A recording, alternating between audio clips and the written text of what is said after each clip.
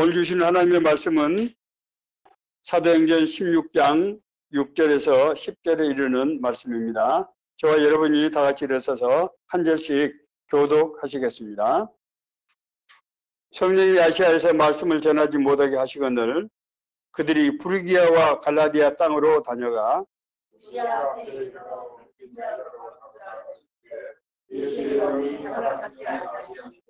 무시알 지나 드로아로 내려갔는데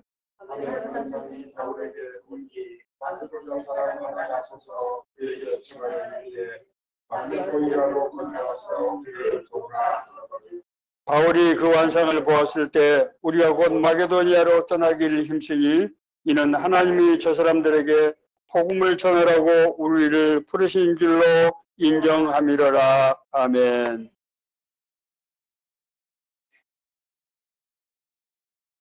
우리 신앙인이 세상을 살아갈 때 자기 자신이 처한 상황 가운데서 하나님의 뜻에 합당한 삶을 살기 위해서 나름대로 계획하고 우리가 이제 실행해 나가게 됩니다. 그런데 가끔 우리 인생에 예기치 않는 상황, 예기치 않은 일들이 다가오는 것을 우리가 느끼게 됩니다.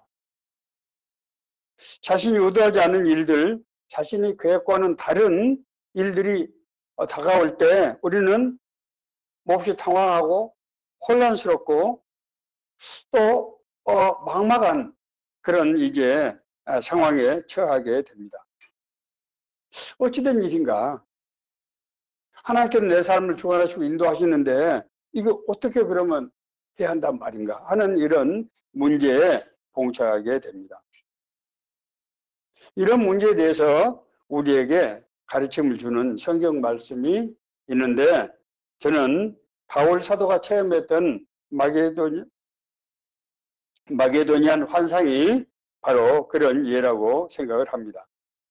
오늘 이 말씀을 통해서 우리를 향하신 하나님의 뜻과 계획을 우리가 어떻게 나타나시며 우리를 어떻게 인도하시는가, 우리는 이럴 때 어떻게 반응해야 되는가 하는 이런 문제들을 한번 같이 생각해 보고자 합니다. 여러분 잘 아시는 대로 바울은 유대교의 아주 헌신적인 또 유력한 그런 인물이었습니다. 바울의 집안은 어떤 집안입니까? 유대 율법을 철저하게 지키는 바리새파에 속한 그런 가문이었으며 바울 자신은 로마의 시민권자였습니다. 그 당시에 로마 시민권자라고 하는 것은 오늘날 세계 많은 사람들이 미국 시민권을 이제 얻기 위해서 애를 쓰고 합니다만은 미국 시민권보다도 훨씬 더 강력한 보호와 위상을 가진 그런 자격이었습니다. 바울은 유대 율법에 아주 정통한 사람이었습니다. 그는 그 당시에 최고의 랍비로 평가받는 가말리엘의 수제자였습니다. 뿐만 아니라 그가 성장한 소아시아 지역에 헬라 철학을 섭렵한 아주 출중한 지식인이었습니다. 신앙적인 열심으로는 어땠습니까? 바울은 당시에 이단으로 생각되던 인식되던 기독교들로부터 유대교를 지키기 위해서 이단 교도들의 핍박에 앞장섰던 그런 인물이었습니다. 그러던 그가 기독교도들을 체포하기 위해서 오늘날 시리아의 수도인 다마스커스, 다메섹이라고 성경에 있죠. 로 가던 도중 대낮에 부활하신 예수님을 만나는 극적인 상황을 체험하게 됩니다. 바울이 걸어가는데 대낮에 눈을 뜰 수 없을 정도로 흰 빛이 임하더니 위에서 하나님의 음성이 들려오는 거예요. 사울아 사울아 내가 어찌하여 나를 박해하느냐, 나는 내가 박해하는 예수라. 이 음성을 들은 바울은 바로 무릎을 꿇지 않을 수 없었습니다. 주여 내가 무엇을 하오리까? 하나님의 만나는 사람들은 자기가 누군지를 알게 되고 자기가 어떻게 살아야 될 것인지를 이제 생각하게 되는 그런 현상이 나타나는 것입니다. 이 극적인 체험은 바울을 단번에 예수 그리스도의 제자로 만들고 말았습니다. 생각해 보십시오. 유대교의 신실한 신자이며 지식인, 촉망받은 젊은 지도자였던 바울이 자기 동족들로부터 배교자이며 배신자라는 낙이 찍힌 그런 예수를 믿는 사람이 되고 만 것입니다. 그 회심의 사건이 있고 난 후 바울은 즉시 그가 머물던 다메섹에서부터 예수가 바로 메시아 그리스도라고 복음을 전하기 시작했어요. 이것은 도저히 상상도 할 수 없는 일이었어요. 다메섹 사람들, 그 사람이 지금 엊그제 기독교도를 체포하기 위해서 온 사람이라는 소문이 쫙 퍼져 있었는데, 그가 와서 자기가 이단자라고 지목하던 그 예수님이 바로 메시아라고 하는 거예요. 하나님이 예고한 메시아라고 하는 거예요.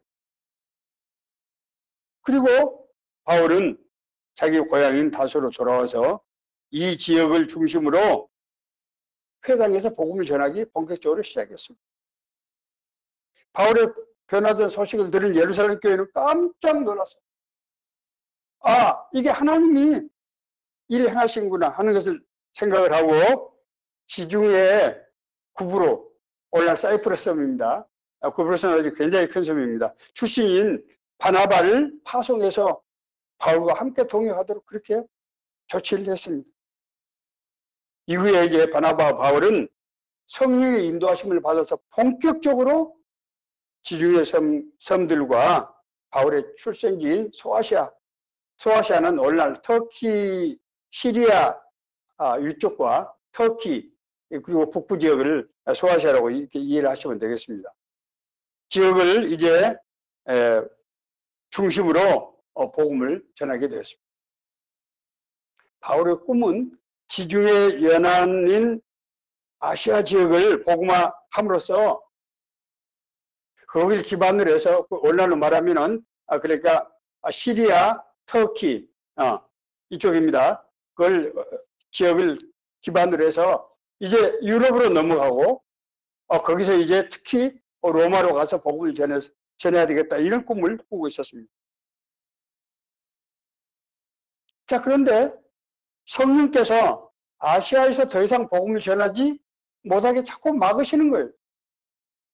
뭐 성경에 어떻게 막으셨다는 얘기는 없습니다만 아마 바울이 선교할 수 여러 가지, 바울이 새로운 지역에 가서 복음을 전하려고 하면은 거기 길잡이가 있어야 되고 거기 갈 수 있는 재정적인 기반이 있어야 되고 여러 가지 선편이 있어야 되고 여러 가지 요건들이 그 당시에는 오늘날처럼 그렇게 자유롭게 다닐 수 있는 상황이 아니었기 때문에 그런 요건이 안 되었던 겁니다. 그래서 바울이 나갈 수가 없어요. 그래서 바울은 그렇다면 그러면은 아직 내가 이 소아시아의 북부 지역 이 비두니아로 가서 이 소아시아를 완전히 이게 복음한 이후에 그 다음에 생각을 해보자. 아마 이렇게 생각을 했던 것 같습니다. 그러던 어느 날 밤 바울은 마게도니아 사람의 환상을 보게 되었습니다. 마게도니아 사람 하나가 서서 그에게 청하여 이르되 마게도니아로 건너와서 우리를 도우라 하거늘. 사도행전 16장 9절에 있는 말씀입니다. 놀라운 체험이었습니다. 성령의 인도하심이 너무나 분명히 이 환상을 따라서 바울은 지중해 위편 소아시아와 동부 유럽 사이에 있는 에게해, 그걸 에게해라고 그러거든요. 그를 건너서 이제 마게도니아 지역의 첫 성인 빌립보에 도착하게 됩니다. 그런데 이 빌립보에서도 이상한 일이 일어나요. 빌립보에서 강변가에서 복음을 전하다가 루디아라는 여성을 만나게 되는데, 루디아는 그 당시에 자주장사는 원래는 말하면 비단장사. 그 당시에 유럽에서 비단은 중국산 비단은 아주 최상품으로 치던 그런 시절이에요.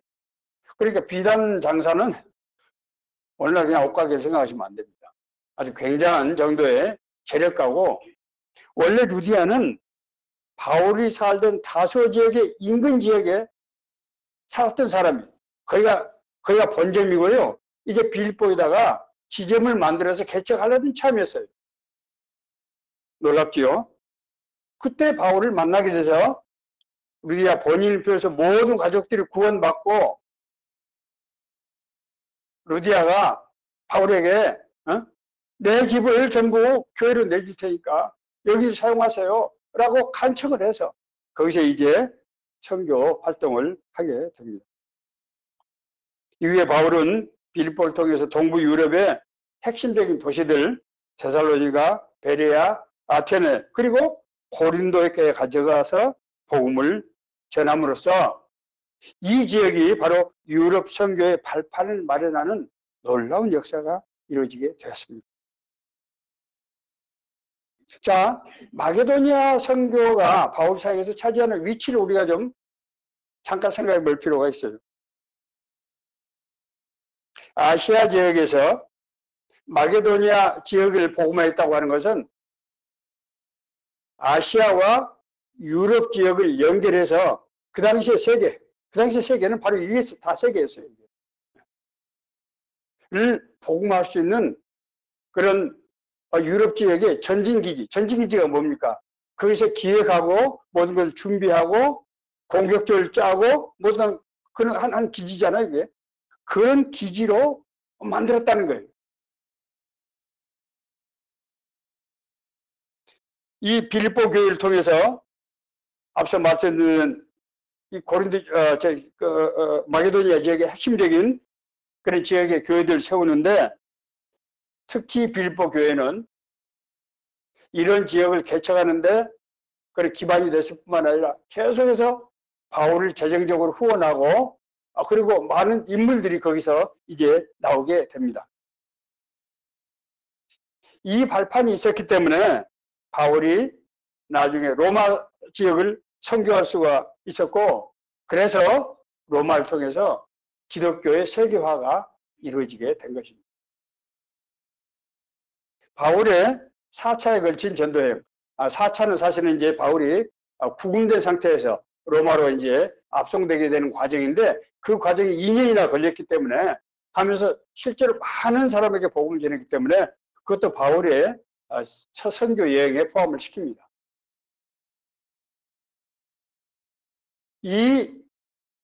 이런 바울의 4번에 걸친 선교 사역에 있어서 마게도니아 이 지역이 아주 결정적인 그런 그런 발판이 됐다고 하는 것이 선교사에서 일어난 그런 정말 신비롭지만 놀라운 사건입니다. 오늘 우리가 이 말씀을 통해서 앞서 제가 말씀드린 우리가 어떻게 해서 사실 마게도니아는 바울이 생각했던 그런 지역이 아니에요. 바울은 아마 거기까지 엄두를 아마 내지 못했던 것 같습니다. 이런 상황에서 나에게 어떤 알 수 없는 일이 닥쳤을 때 우리가 이걸 어떻게 분별하고 어떻게 하나님의 뜻대로 행할 수 있느냐 하는 관점에서 이 메시지를 우리가 한번 찾아볼 필요가 있다는 거예요. 자, 첫째는 하나님의 생각과 우리의 생각은 다르다는 거예요. 자, 우리가 이걸 인정해야 됩니다. 하나님의 부르심을 받은 일꾼이 하나님의 부르심을 받았다는 얘기는 무슨 얘기입니까? 나를 통해서 하나님이 자기 뜻과 계획을 이루어 가신다는 거 아닙니까? 그렇기 때문에 하나님의 뜻이 무엇인지를 분별하는 이것이 가장 중요해요. 이게 안 되면은 그 다음부터는 뭐 되게 어려운 거죠. 그렇잖아요. 자, 그런데 실제로 육신을 가진 인간이 영이신 하나님의 뜻을 옳게 분별하는 것은 쉽지 않다는 거예요. 그 결정적인 이유는 하나님의 생각과 인간의 생각이 다르다는 거예요. 이 다르다는 것을 우리가 아주 심각하게 생각해야 됩니다. 자, 이사야서 55장 8절 9절을 보면은 이는 내 생각이 너희 생각과 다르며 내 길은 너희의 길과 다름이니라. 여호와의 말씀이니라. 이는 하늘이 땅보다 높음 같이 내 길은 너희의 길보다 높으며 내 생각은 너희 생각보다 높음이니라. 하나님은 우리가 생각하지 못한 것, 하나님의 엄두를 내지 못한 것도 하나님의 뜻과 계획 가운데서 우리를 통해서 이루신다는 거예요. 성경에 의하면은 하나님의 선택을 받은 사람들도 신앙의 성숙 과정에서 하나님의 뜻을 옳게 분별하지 못해서 여러 차례 시행착오를 거치는 내용들이 많이 나옵니다. 아브라함은 어떻습니까? 아브라함은 나이 75세 하나님의 부르심을 듣고 순종해서 나갔던 사람 아닙니까? 그 아브라함이 가나안 땅에 갔는데 갑자기 대기근이 든 거예요.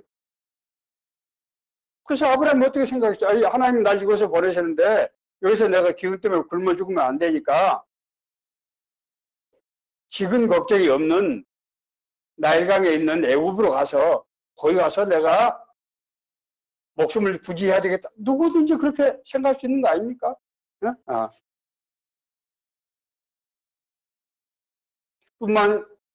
뿐만입니까? 하나님께서 내가 너로 큰 민족을 이루게 하신다고 그랬단 말이에요. 그런데 아브라함은 자기도 자기지만은 자기 아내 하갈이 너무 고령해서 아니 인간적으로 사라가 죄송합니다. 예. 사라가 너무 고령해서 임신을 할 수가 없는 거예요. 그래서 어떻게 했습니까? 여종 하갈을 택해서 자식을 낳게 됩니다. 아니 우리 생각할 수 있는 거 아니에요. 도저히 하나님께서 나에게 자녀를 준다고 했는데 내 배우자가 자녀를 생산할 수 없는 여건이란 말입니다. 그러면은 다른 사람을 통해서 하나님께서 나에게 주시지 않겠느냐고 하는 것이 우리 합리적인 판단이죠. 인간적인 생각. 야곱은 자기 가문의 장자권에 아주 특별한 관심, 아주 집착일 정도로 그런 관심이 있었어요.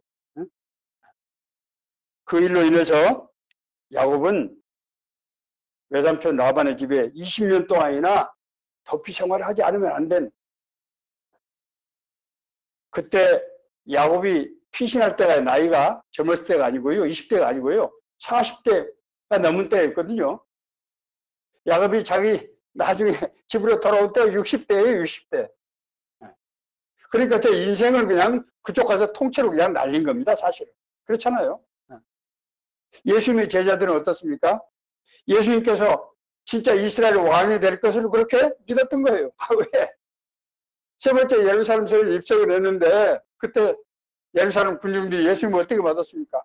호산나 주의 이름으로 오시리니 곧 이스라엘의 왕이시여 라고 정련하고 가지를 꺾어가지고 막 흔들면서 예수님 타고 오신 나귀 앞에 자기들의 옷을 깔고 그렇게 환호했지 않습니까? 그래서 예수님의 제자들은 그 광경에 고무가 되어서 야 우리 선생님이 임금이 되시면은 나는 무엇을 하고 싶어? 너는 네가 그것 때문에 서로 다투었던 겁니다. 우리가 생각할 때 참 해프닝처럼 느껴지지만은 그때 상황에서 누군들 다른 생각을 할 수 있겠습니다. 하나님의 뜻을 우리가 옳게 분별하기 위해서 어떻게 해야 됩니까? 이것은 우리 인간의 지금까지 살아온 생각과 방법으로는 안 된다는 거예요. 이걸 위해서는 하나님의 관점에서 봐야 됩니다. 하나님의 관점. 내 관점이 아닌 하나님의 관점에서. 하나님의 생각과 인간의 생각이 다르고 우리 삶을 통해서 하나님의 뜻과 계획을 이루신다고 하면은 당연히 하나님의 관점에서 이 문제를, 자기 삶의 문제를 볼 수 있어야 되겠죠. 그렇지 않으면은 하나님의 뜻을 이룰 수 없게 되는 것입니다. 이 문제와 관련해서 잘 알려진 그런 사례가 있습니다. 여러분도 중에서도 아마 많이 읽어보신 분들 많을 텐데 미국의 찰스 셸돈이 1896년에 쓴 예수라면 어떻게 하실까? 1896년에 썼습니다. 한 100년 된 책이죠, 지금. 예. 아주 밀리언셀러가 된 그런 책입니다. 저자는 많은 신자들이 신실한 신앙생활을 하는데 하나님의 뜻을 잘 분별하지 못하고 자신의 생각과 방법으로 살아가기 때문에 하나님의 나라가 이루어지지 못한 그런 현실을 안타깝게 생각해서 삶 속에서 그리스도인들이 자기가 처한 상황 속에서도 어떻게 하나님의 뜻을 분별할까 하는 문제를 예수님이라면 어떻게 하실 것인가 라는 관점에서 보도록 그렇게 해야 되겠다. 그래서 이 책을 썼다고 그렇게 서문에서 얘기를 하고 있습니다. 배경은 레이몬드 시입니다. 사회 지도층과 유복해 보이는 교인들이 많이 수석하는 레이몬드 제1교회 이야기입니다. 이 교회 한 실직당한 노숙자가 교회를 찾아왔습니다. 그러나 아무도 그에게 관심을 가져주고 사랑을 베풀지 않고 도움도 아마 제대로 주지 않았던 것 같습니다. 그는 결국 노숙 생활을 하다가 영양결핍과 질병으로 쓰러져서 사망하게 되고 말았습니다.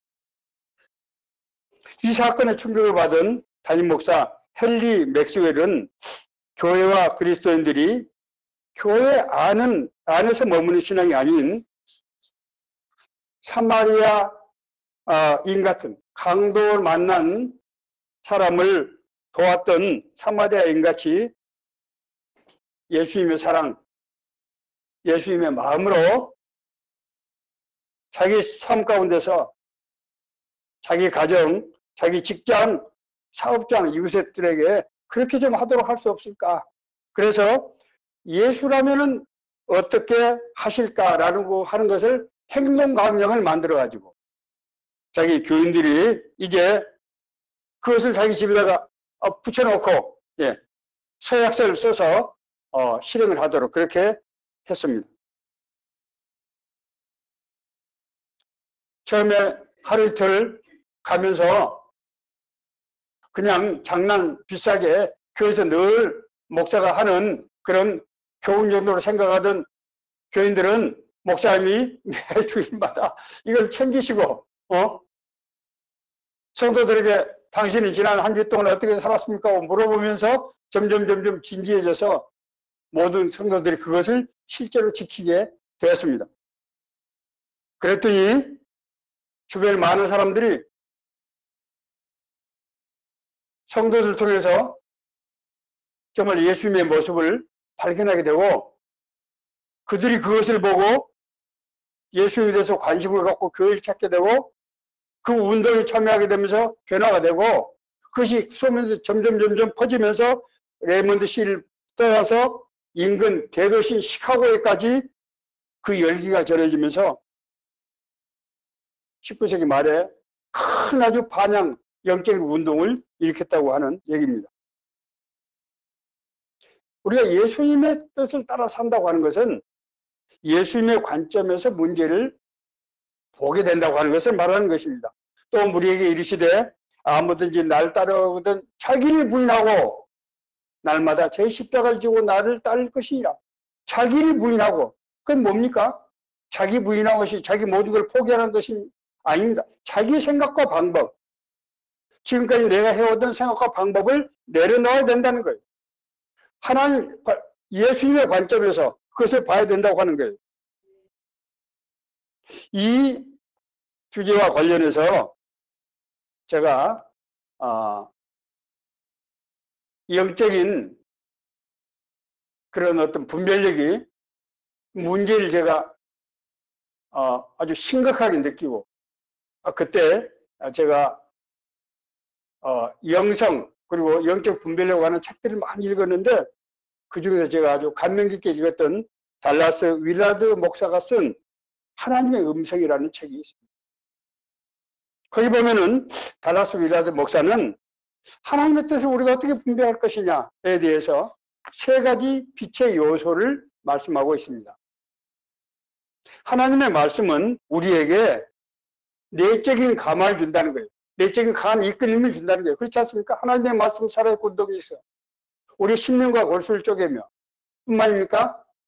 너희 안에서 하시는 하나님이시니 자기의 기쁘신 뜻을 위하여 우리에게 소원을 두고 행하게 하신다.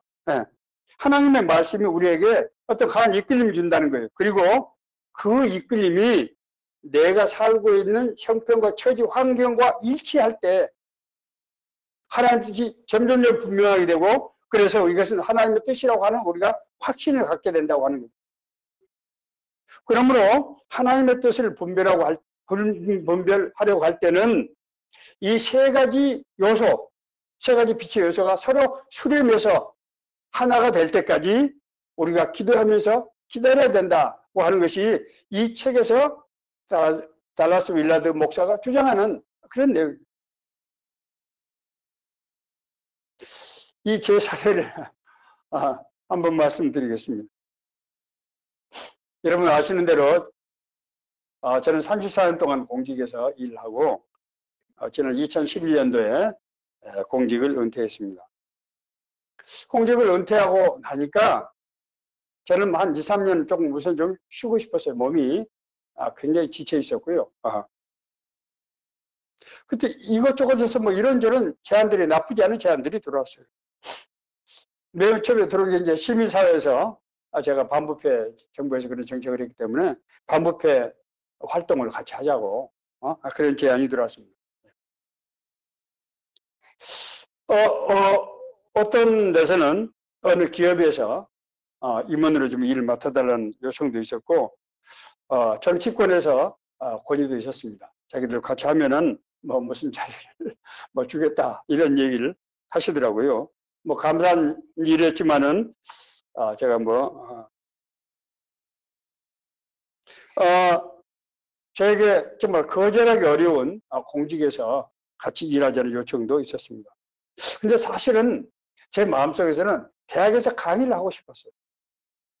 우리나라에서 이제 고위공무원들 이제 퇴직을 하면은 대학에서 돈을 주는 것이 아니고 국가에서 돈을 주어서 대학에서 일정 기간 동안 강의를 하게 합니다. 그러니까 사실은 대학 입장에서는 뭐 해로울 것이 없는 거죠. 더구나 고위공직자 출신이 또 학교에 있으면은 뭐 여러 가지로 뭐 도움이 될 수도 있다는 뭐 그런 생각을 할 수 있지 않겠어요? 그런데 저 같은 경우에 이상하게 길이 막히는, 말도 안 되는 이유로 길이 막히는 겁니다. 그때 미국에서 전도사 일하던 제 교회의 제자가 우리 한국에 다시 들어와서 목사 안수를 받기 위해서 신학교 대학원에 들어오게 됐어요. 이 사람이 저에게 선생님, 내가 기도를 해보면 선생님이 꼭 신학 공부를 하셔야 되겠다는 거예요.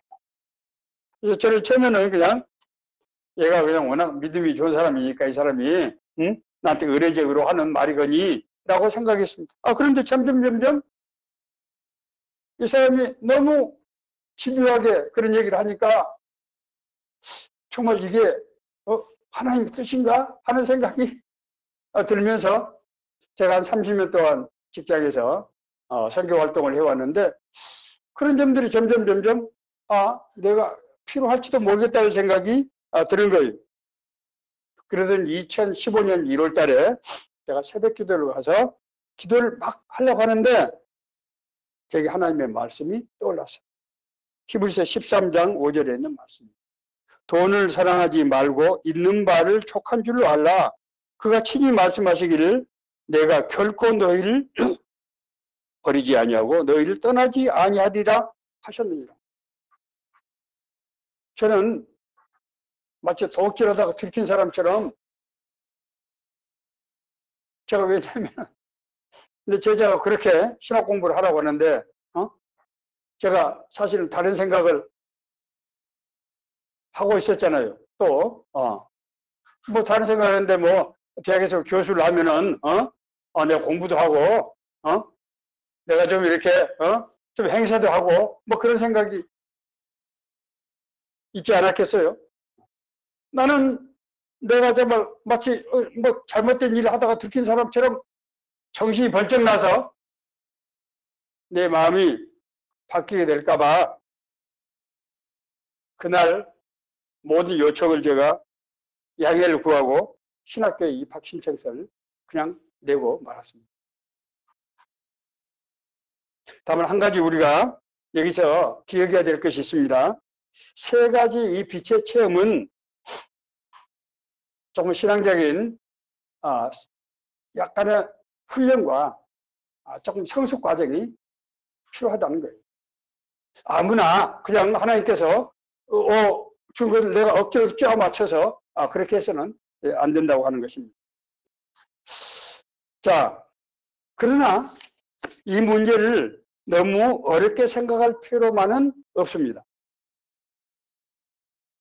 우리가 알아야 될 것은 우리가 하나님의 뜻을 분별하지 못할 때에도 그것이 꼭 필요한 일이라고 하면은 하나님께서 어떤 방식으로든 그걸 이루고야 마신다는 거예요. 흔히 이제 하시는 일이 조금 유감스럽긴 합니다. 뭐 고난을 통해서 하나님이 깨닫게 하시는 거예요. 많은 목회자들이 하나님의 부르심을 받고 이제 목회 길로 나오게 되는데 되게 많은 경우에 우리 조영기 목사님을 비롯해서 많은 우리 기독교의 지도자들이 육신의 질병을 통해서 하나님의 음성을 듣고 나오는 경우가 많아요. 가나안을 떠나서 애굽으로 피신했던 아브라함에게 어떤 일이 일어났습니까? 자기 아내 사레가 바로에게 지금 뺏길 뻔한 그런 지금 상황이 되지 않았습니까? 또 어땠습니까? 하가를 통해서 이스마엘을 낳았는데 그 이스마엘이 집안에서 가정 불화를 일으키고 사레와 그 하갈 사이에서 서로 주도권 다툼에서 불화가 생기고 그래서 쫓겨나는 그 여종을 아이를 낳은 자기를 낳은 여종을 쫓아내야 됐던 그런 어려운 문제가 발생했잖아요. 그때 하나님께서 어떻게 하십니까? 하나님께서 그때는 직접적으로 개입하셔서 사후 일 처리를 하나님이 직접 하시는 거 아니에요? 이 사람들이 깨닫지 못하니까 하나님이 직접 나서서 그 문제까지 해결하시는 거죠. 형의 자작관을 탐냈던 야곱은 외삼촌 라반의 집에서 20년 동안 고난의 세월, 나그네 세월을 보냈는데 사실은 그것 때문에 2명의 부인과 2명의 여종을 포함해서 4명의 여성으로부터 11명의 무려 아들을 낳게 되고 더구나 라반이 임금을 지켜주려고 여러 번 꿰부르고 하니까 오히려 거기서 여러 가지 기발한 아이디어를 내서 많은 가축, 양과 소와 낙타를 해서 그 많은 자식과 큰 재산을 통해서 진짜로 명실상부한 아브라함 가문의 장자권이 되고 하나님의 나라를 이룰 수 있는 발판이 사실 거기서 마련됐다고 하는 것입니다. 인간의 실패가 하나님의 실패로 이어지지 않는다는 거예요. 하나님께서는 모든 인간의 미성숙하고 부족한 정황을 이용해서라도 하나님의 뜻을 반드시 이룬다고 하는 거예요. 예수님의 제자들은 어떻습니까? 예수님께서 사후에 갈릴리 고향으로 낙향해서 업으로 돌아가고 말았지요. 그러던 제자들을 예수님께서 예루살렘에 올려보내시고 성령, 아버지께 약속하신 성령이 너에게 임할 것이다. 그러면 너희가 권능을 받고 복음의 증인이 될 것이다 라고 말씀하시지 않습니까? 그래서 실제로 그들이 자기 자신들의 과거의 약함을 돌이키고 성령의 권능을 받아서 정말 복음의 증인들이 되게 된 것이죠.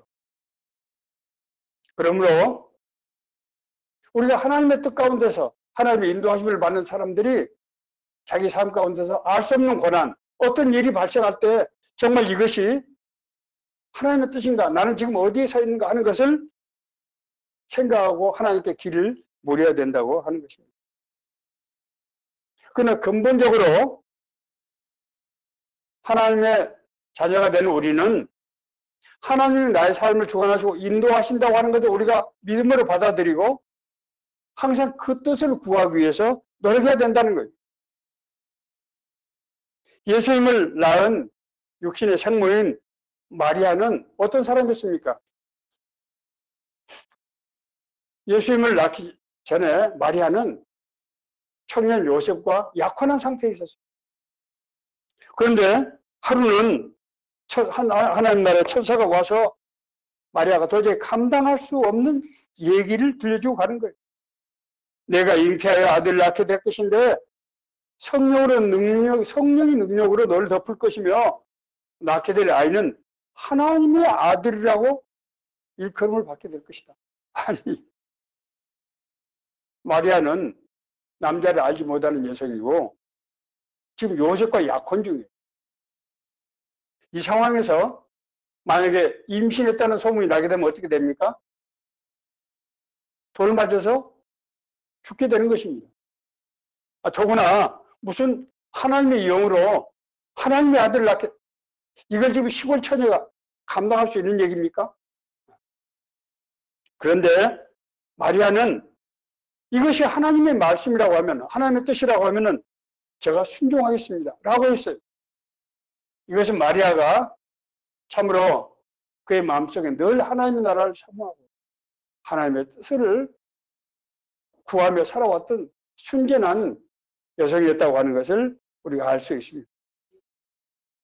우리를 향하신 하나님의 계획은 그러나 느닷없이 갑자기 이루어지지 않습니다. 하나님은 절대로 그렇게 하지 않는다는, 하나님은 그렇게 깜짝 쇼를 하시는 분이 아니라는. 마리아를 통한 예수님의 출생은 700년 전부터 수십 번 선지자를 통해서 예언됐던 거예요. 예고됐던 거예요. 처녀가 잉태하여 아들을 낳을 것이요 그 이름을 임마누엘 하리라. 700년 전에, 마리아가 낳기 700년 전에 이런 예언이 있었던 거예요. 하나님께서 우리 삶을 예정하시고 긴 시간 동안 그 일 이루어 가시도록 인도하신다는 거예요. 그래서 그 연장선상에서 하나님의 뜻과 계획을 우리에게 드러내신다고 하는 것입니다. 그런 일들이 어떻게 그 당시에는 우연히 일어나는 건 일처럼 보이지만은 나중에 생각해 보면은 아주 복잡한 퍼즐이 기가 막히게 맞는 것을 우리가 사실은 느끼게 됩니다. 현재 하나님은 과거의 하나님이며 우리의 앞길 인도하시는 미래의 하나님이십니다. 이럴 때 우리에게 요구되는 것은 하나님이 진짜로 나의 삶을 주관하시고 인도하신다고 하는 믿고, 그건 내가 뭐 잘하고 뭐 열심히 해서가 아니고 내가 올바로 살려고 해서가 아니고 그 하나님의 뜻이, 날 향하신 하나님의 뜻이 무엇인지를 우리 알려주시도록 기도하고 하나님의 말씀을 통해서 분별해서 그 하나님의 뜻에 순종하는 그런 삶을 살아야 된다고 하는 것입니다. 그럴 때 하나님은 모든 여건을, 우리가 살고 있는 상황, 처지에서 모든 여건을 선으로 이루셔서 모든 것이 합력해서 선을 이루게 하시고 우리에게 필요를 공급하시고,